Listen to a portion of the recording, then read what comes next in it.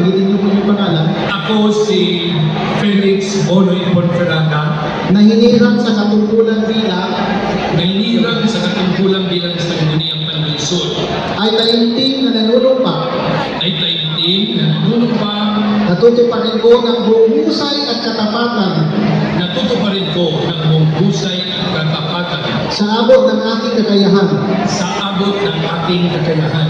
ang mga tungkulin ng aking kasalukuyang katungkulan Ang mga tungkulin ng aking kasalukuyang katungkulan at ang mga iba pang pagkaraan ito ay gagampanan mo sa ilalim ng Republika ng Pilipinas, at ang mga iba pang pagkaraan nito'y gagampanan ko sa ilalim ng Republika ng Pilipinas, na aking itataguyod at ipagtatanggol ang saligang batas ng Pilipinas, na aking itataguyod at ipagtatanggol ang saligang batas ng Pilipinas, na tunay na mananalig at tatalima ako rito, na tunay na mananalig at tatalima ako rito, na susundin ko ang mga batas, na susundin ko ang mga batas, mga kautusan legal, mga kautusan legal, at mga dekretong pinaiiral at mga dekretong pinaiiral na mga sadyang itinakdang may kapangyarihan ng Republika ng Pilipinas, ng mga sadyang itinakdang may kapangyarihan ang Republika ng Pilipinas. at kusa kong babalikatin ang mga pananagutan ito